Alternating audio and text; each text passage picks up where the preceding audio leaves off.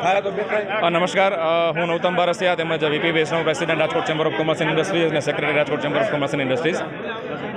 આજરોજ અમે તમામ એસોસિએશનો વતી રાજકોટ ચેમ્બર ઓફ કોમર્સના પ્રમુખ શ્રી વીપી વૈષ્ણવના અધ્યક્ષસ્થાને રાજકોટના તમામ એસોસિએશનો જેમ કે શૈક્ષણિક સંકુલો, બધા હોસ્પિટલ, બેંક અને તમામ ઇન્ડસ્ટ્રીયલ એસોસિએશનના સાથે રાખી અને કમિશનર સાહેબને અમે એક રજૂઆત કરેલી છે કે અત્યારે જે પણ કંઈ સંસ્થાઓને જે પણ કોઈ કોમર્શિયલ પ્રોપર્ટીઓને સીલ મારેલ છે એમના પ્રત્યે એક વ્યવહારુ અભિગમ દાખવી અને એમને એનઓસી લેવા માટે થોડો સમય મર્યાદા આપવામાં આવે, તેમજ એમની એનઓસીની કાર્યવાહી પૂર્ણ કરવા માટે થોડો સમય આપવામાં આવે એવી અમે માગણી કરેલી છે. તેમજ આમના માટે એક અલગ એસઓપી જાહેર કરવામાં આવે એવી બી અમારી એક માગણી છે.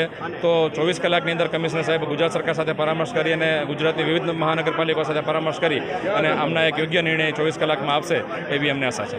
112 જેટલી જે સંસ્થા અને સંગઠનો એકત્ર થઈને આરએમસી કમિશનરને રજૂઆત કરી, કઈ પ્રકારની રજૂઆત અને રજૂઆતમાં શું તારણ નીકળ્યું? છેલ્લા અઠવાડિયા ત્યાં રાજકોટના તમામ વેપારીઓ, ઉદ્યોગકારો અને આમ પબ્લિક જે કંઈક હેરેસમેન્ટ છે, ખાસ કરીને સીલિંગની જે પોઝિશન પ્રક્રિયા છે એના અનુસંધાને ઘણા બધા વેપારીઓના કમ્પ્લેન હતી અને રાજકોટ ચેમ્બરે ગઈકાલે વિવિધ એસોસિએશન સાથે મિટિંગ કરી અને આજે મ્યુનિસિપલ કમિશનરશ્રીને આવેદનપત્ર પાઠવ્યું છે અને તમામ વેપારી લોકોને કે તમામ ઉદ્યોગકારોને કોઈ પણને મુશ્કેલી ન પડે, કારણ કે મોસ્ટ ઓફના આપણે પ્રશ્નો જોયા તો મુશ્કેલી સરકારી તરફથી વધારે છે.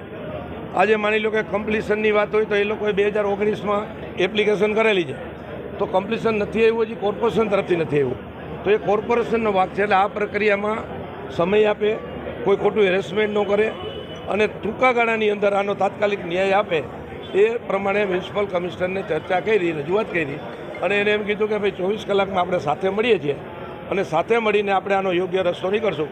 કોઈ પણ વેપારીને હેરાનગત કે કનડગત નહીં થાય અને જેને સીલ લાગેલા છે એ લોકોનું તાત્કાલિક અસરથી કેવી રીતે સીલ વહેલા છોડીએ એ પણ આપણી પ્રાયોરિટી છે.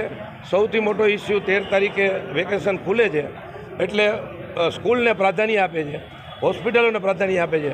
બાકી તમામને યોગ્ય ન્યાય મળશે ને મળશે. બીયુ અને ખાસ તો ફાયર એનઓસીને લઈને શું વાત થઈ, શું ચર્ચા થઈ, બંધ બાઈને બેઠક થઈ, એમાં શું ચર્ચા થઈ? ફાયર એનઓસી અને બીયુની વાતમાં આપણે સ્પષ્ટીકરણની એક જ વાત કરી કે સાહેબ અત્યારે પ્રશ્ન એ અસ્થાને છે, જે વસ્તુ કરવાની હોય તમે 1 વર્ષની સુધી માગવો જોઈએ. આપણે એમ કહીએ કે 8 દિવસ ભાઈ તમે અત્યારે લઈ આવો નહીં તો સીલ એ ન ચાલે.